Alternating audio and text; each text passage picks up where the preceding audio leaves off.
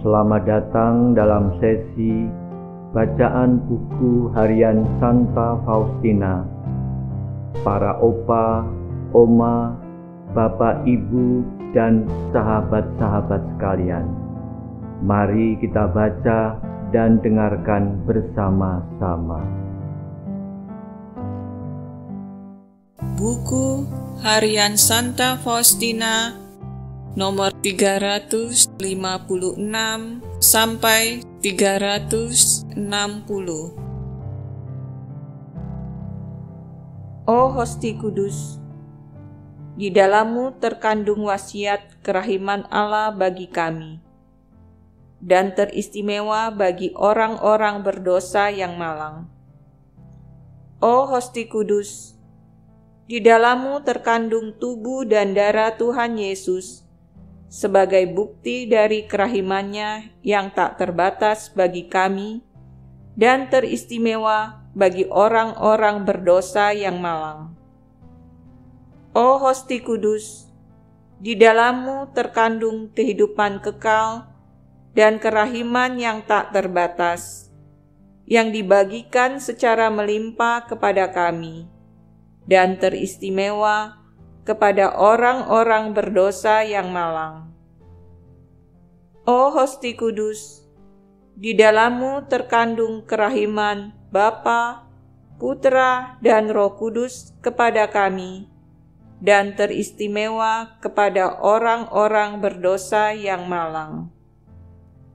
O Hosti Kudus, di dalammu terkandung nilai kerahiman yang tak terbatas, yang akan melunaskan semua utang kami, dan teristimewa utang orang-orang berdosa yang malang. O Hosti Kudus, di dalammu terkandung sumber air hidup, yang memancar dari kerahiman yang tak terbatas kepada kami, dan teristimewa kepada orang-orang berdosa yang malang.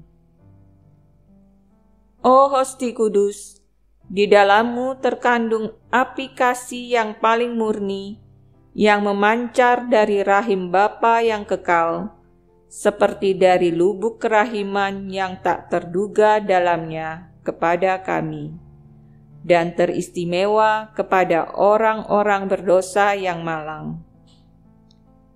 O Hosti Kudus, di dalammu terkandung obat untuk segala kelemahan kami, yang mengalir dari kerahiman yang tak terbatas, seperti dari suatu mata air yang jernih, kepada kami, dan teristimewa kepada orang-orang berdosa yang malang.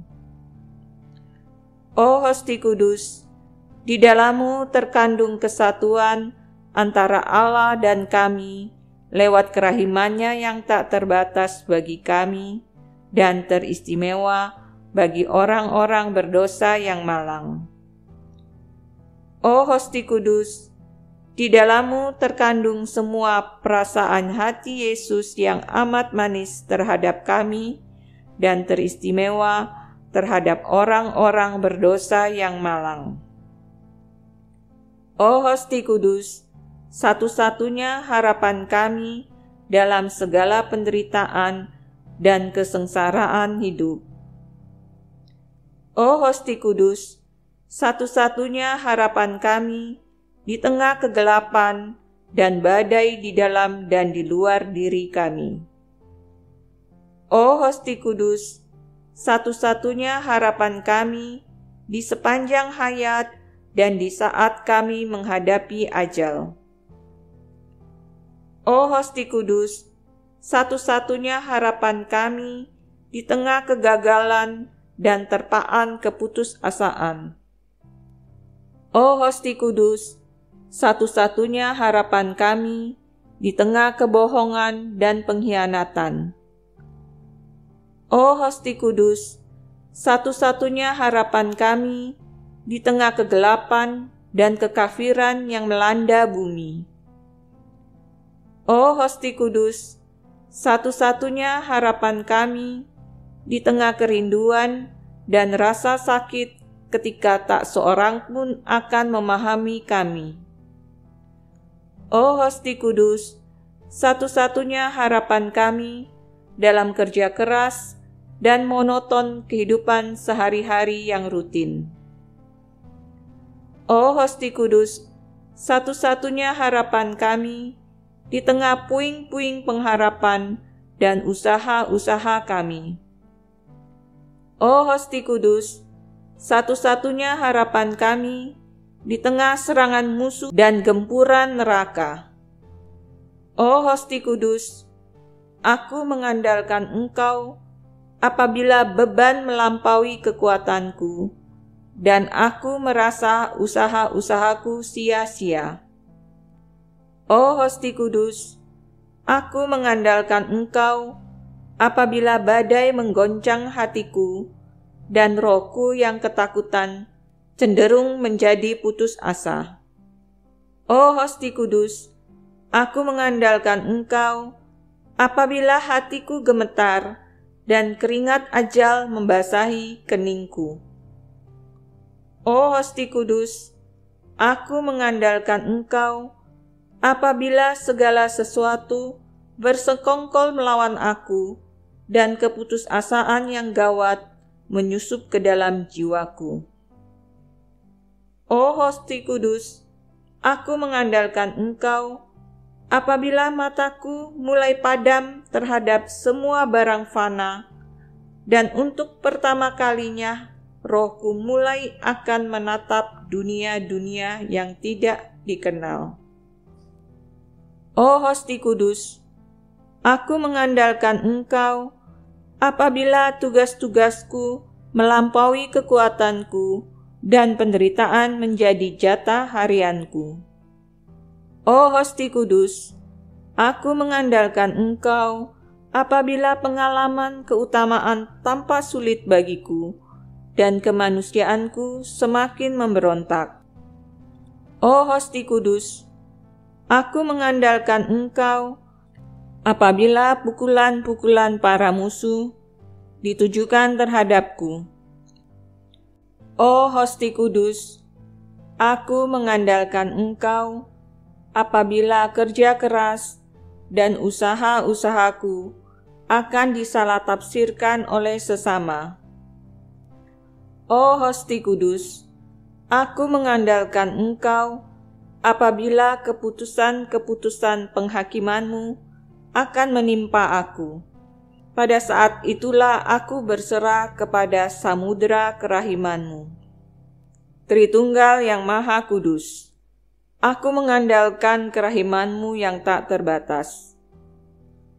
Allah adalah Bapa-Ku, oleh karena itu, aku anak-Nya, memiliki hak untuk minta apa saja kepada hati ilahi-Nya.